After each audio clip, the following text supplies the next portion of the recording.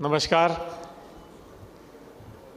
आज के इस भव्य जयपुर गौरव सम्मान समारोह में मैं अपनी ओर से और पूरे फर्स्ट इंडिया परिवार की ओर से आप सबका हार्दिक स्वागत करता हूं, अभिनंदन करता हूं, अभिवादन करता हूं। आज का ये कार्यक्रम हमारे लिए गौरव, गर्व और प्रेरणा का क्षण है। आज के इस कार्यक्रम में हम केवल पुरस्कार ही नहीं देंगे, सम्मान ही नहीं करेंगे, बल्कि जो विभूतियाँ यहाँ विराजमान हैं उनकी मेहनत, समर्पण, कर्तव्यनिष्ठा, परमार्थ और उत्कृष्टता के जो गुण हैं उनको हम यहाँ सेलिब्रेट करेंगे। आज के इस कार्यक्रम में हम व्यक्तियों को नहीं बल्कि उनके मूल्यों को, उनके गुणों को सम्मानित करने जा रहे हैं। और ये वो गुण हैं जो हमारे समाज को आगे बढ़ाते हैं, हमारे देश को आगे बढ़ाते हैं। आज हमारा सौभाग्य है कि इस महत्वपूर्ण कार्यक्रम में हमारे बीच आप देख ही रहे हैं जो मंचासीन अतिथि हैं, ये भी अपने आप में अपने अपने क्षेत्र में उत्कृष्ट कार्यों के लिए पहचान रखते हैं। मैं चाहूँगा एक बार आप सब भी ताली बजा करके आप सबका स्वागत करें। मुख्य अतिथि के रूप में आदरणीय श्री मदन राठौड़ हमारे बीच हैं। आप बीजेपी के प्रदेशाध्यक्ष हैं, लेकिन आज ही आपने अखबारों में पढ़ा होगा कि संसद में सबसे ज़्यादा सवाल पूछने के, चाहे वो देश के संबंधित विषय हों, चाहे वो अंतर्राष्ट्रीय विषय हों, उनके बारे में आवाज़ उठाने के मामले में आप सबसे आगे रहे हैं।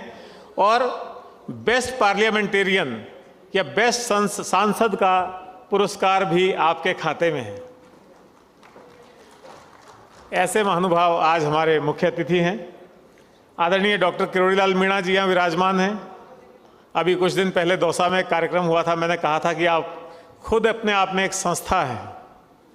जिस रूप में आप एग्जीक्यूटिव का काम भी कर रहे हैं, चाहे वो फील्ड में जाकर के जांच का काम हो, छापे मारने का काम हो, चाहे वो अपने सूचना तंत्र को रखने का काम हो, चाहे वो भ्रष्टाचार के विरुद्ध कहीं भी कोई भी कार्रवाई करने की बात हो, तो आप खुद जिसको कहते हैं ना आत्मनिर्भर हैं, स्वयं सक्षम हैं। तो उस रूप में चलते हैं। डॉक्टर किरोड़ीलाल मीणा हमारे बीच हैं। हीरालाल नागर साहब जो कि ऊर्जा मंत्री हैं, और ऊर्जा के क्षेत्र में आने वाले समय में ये मैं विश्वास के साथ कह सकता हूँ आपके बिहाफ पे कि राजस्थान न केवल आत्मनिर्भर होगा बल्कि राजस्थान पूरे देश को बिजली उपलब्ध कराएगा। जो हरित ऊर्जा है या जो रिन्यूएबल सोर्सेज की ऊर्जा है, उसका अभी हम 30 या 33 गीगावाट पैदा करते हैं, और आने वाले 2047 का जो आपका लक्ष्य है वो लगभग 300 गीगावाट का है। तो राजस्थान का आने वाला समय ऊर्जा के क्षेत्र में एक बहुत ही बड़े बदलाव का समय है। सोलर के फील्ड में जो काम हो रहे हैं वो आप ऑलरेडी देख ही रहे हैं। मंत्री जी गौतम दत्त साहब बैठे हुए हैं।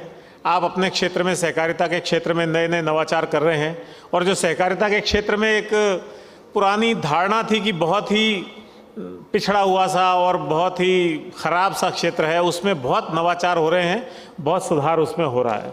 सुमित गोदारा जी हैं। आपके फूड एंड सिविल सप्लाईज़ के मामले हों, चाहे दूसरे क्षेत्र के मामले हों, हमेशा आप एक्टिव रहते हैं। इसके अलावा आज आप देख रहे हैं मंच पे हमारे साथ विपक्ष के दो ऐसे नुमाइंदे हैं जो पूरे तरह से विपक्ष को रिप्रेजेंट करते हैं। आदरणीय गोविंद सिंह डोटासरा जी जो कि कांग्रेस के प्रदेशाध्यक्ष हैं, और आदरणीय टीकाराम जूली जी जो कि नेता प्रतिपक्ष हैं विधानसभा में। और आप ये देख करके कह सकते हैं, एक अंदाज़ा लगा सकते हैं किरोड़ीलाल जी कह रहे हैं कि डोटासरा जी मेरे साड़ू भाई भी हैं। तो लेकिन ये देखिए, ये फर्स्ट इंडिया का मंच ही हो सकता है जहां इतना अनूठा संगम आपको देखने को मिला है, चाहे वो सत्ता पक्ष हो, चाहे वो विपक्ष हो, आप देख सकते हैं।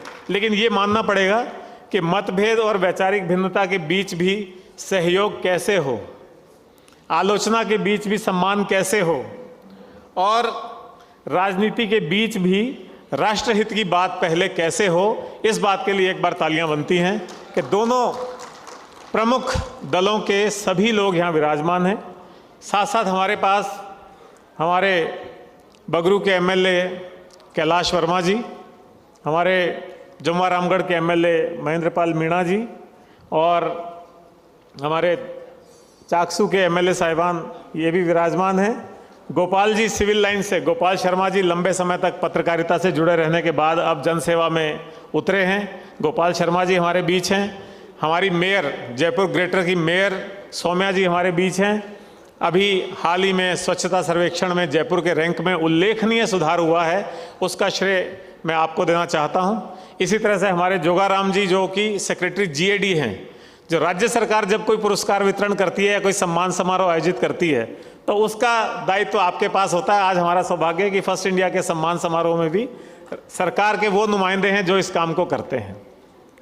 इसके अलावा यहाँ आगे विराजमान सभी विभूतियाँ जिनका आज हम यहाँ सम्मान करने का प्रयास कर रहे हैं, मैं आप सबका भी बहुत बहुत स्वागत करता हूँ। अभी मैंने कहा था कि हम व्यक्तियों का नहीं, उनके गुणों का, उनके मूल्यों का सम्मान करेंगे। तो आप देख सकते हैं हमारे बीच परम आदरणीय पंडित विश्वमोहन भट्ट, जो कि पद्म विभूषण भी हैं, पद्म भूषण भी हैं, ग्रैमी अवार्ड से सम्मानित हैं, वो भी हैं, और नगर निगम की एक सफाई कर्मचारी काजल, वो भी शामिल हैं। तो हम निश्चित तौर पे इनका जो स्वार्थ से पहले परमार्थ का जो भाव है और दूसरों के जीवन में एक परिवर्तन लाने का जो जज्बा है, हम आज उसको सलाम कर रहे हैं, हम आज उसकी बात कर रहे हैं। जहाँ तक चैनल की बात है, फर्स्ट इंडिया चैनल, हमारा काम आलोचना करना नहीं है बल्कि संवाद और समाधान हम अपना उद्देश्य मानते हैं। संवाद कैसे करें? समाज के विभिन्न वर्गों के बीच में एक संवाद का प्लेटफॉर्म होना चाहिए और सरकार की जो भी अच्छी नीतियां, अच्छे कार्यक्रम, अच्छी योजनाएं हैं, उसकी जानकारी उसके वास्तविक लाभार्थियों तक पहुंचे, उन लोगों तक पहुंचे जिनके लिए वो योजनाएं लाई गई हैं। ये हम समाधान का कार्यक्रम भी करते हैं और एक जनता और सरकार सत्ता के बीच एक विश्वास का पुल कायम हो, उसके लिए हम निरंतर प्रयास करते हैं। आज का कार्यक्रम भी हमारे सामाजिक सरोकारों की कड़ी में, उस श्रृंखला में एक कार्यक्रम है। अभी आपने हमारे चेयरमैन डॉक्टर जगदीश चंद्रा का एवी देखा, तो हमारे चेयरमैन का जो खबर ही जीवन है, ध्येय वाक्य है, उसको ध्यान में रखते हुए हम निरंतर इस प्रयास में रहते हैं कि कैसे सरकार और जनता के बीच में हम समन्वय कायम रख सकें, अपने सामाजिक सरोकार रख सकें। आज आपने देखा एक नई पहल हमने कुछ समय से शुरू की है कि अब हम यहाँ कट फ्लावर्स के बुके नहीं देते हैं बल्कि फलदार पौधे दे करके हमारे अतिथियों का स्वागत करते हैं। इससे हम चाहते हैं कि आने वाले समय में पर्यावरण में काफ़ी सुधार हो और केवल वृक्षारोपण के नाम पे पेड़ लगा करके खाना पूर्ति नहीं हो, बल्कि फलदार पौधे हों और ख़ास तौर पे कच्ची बस्ती के इलाकों में, कमज़ोर तबके के इलाकों में, एजुकेशनल इंस्टीट्यूशंस में, जो मेडिकल के इंस्टीट्यूशंस हैं उनमें ये चीज़ें लगें तो आने वाले समय में जो ज़रूरतमंद लोग हैं उनको फलों का निःशुल्क लाभ मिल सकेगा। इसी तरह से समाज में जो भी प्रतिभाएं हैं, जो भी अच्छा काम कर रहे हैं, ख़ास तौर पे यूथ में 18 से 35 साल के जो लोग हैं, उनके लिए हमने youth icon of the month एक पुरस्कार घोषित किया हुआ है। हर महीने उसमें काफ़ी बड़ी संख्या में एंट्रीज आती हैं और जो लोग समाज सेवा में लोगों के जीवन में बदलाव लाने के लिए अच्छा काम कर रहे हैं उनको हम उसमें सम्मानित करते हैं। और आप देख रहे होंगे फर्स्ट इंडिया परिवार बढ़ता जा रहा है। अब इसमें केवल एक न्यूज़ चैनल नहीं है, केवल एक अंग्रेज़ी अखबार नहीं है। कुछ समय पहले सच बेधड़क नाम का हिंदी अखबार हमने अधिग्रहित किया, वो अखबार भी चलता है। और आप सबकी मनोरंजन की आवश्यकताएं पूरी करने के लिए एक फर्स्ट इंडिया प्लस नाम से OTT प्लेटफॉर्म भी है, जो कि आपकी ख़ास तौर पे राजस्थान को फोकस करते हुए म्यूज़िक, कॉमेडी, मूवीज़ और सब तरह के मनोरंजन की व्यवस्था करता है। आप सब लोगों ने इस कार्यक्रम में आने के लिए समय निकाला और ख़ास तौर पे ये विभूतियाँ जो हमारे सामने विराजमान हैं, अभी बारी बारी से आपका सम्मान होगा तो आपके बारे में जानने का आपको अवसर मिलेगा। मैं आप सबका एक बार फिर तहे दिल से बहुत बहुत स्वागत करता हूं, अभिनंदन करता हूं। और जो भी लोग इस कार्यक्रम को देख रहे हैं, चाहे वो हमारे दर्शक हैं, चाहे वो इस हॉल में हैं, वो निश्चित तौर पे आपको देख करके प्रेरित होंगे कि इस तरह के भांति भांति के क्षेत्र में, चाहे वो शिक्षा का क्षेत्र हो, चाहे वो कला का क्षेत्र हो, चाहे वो मेडिकल प्रोफेशन हो, चाहे वो और दूसरे जो ज्योतिष, हमारे कुमार गणेश जी यहाँ बैठे हुए हैं, वो क्षेत्र हो, हर क्षेत्र में उत्कृष्टता का सम्मान होता है और हमें इस क्षेत्र में आगे बढ़ना चाहिए। ये सभी के लिए एक प्रेरणादायी कार्यक्रम होगा। बहुत बहुत शुक्रिया। Thank you.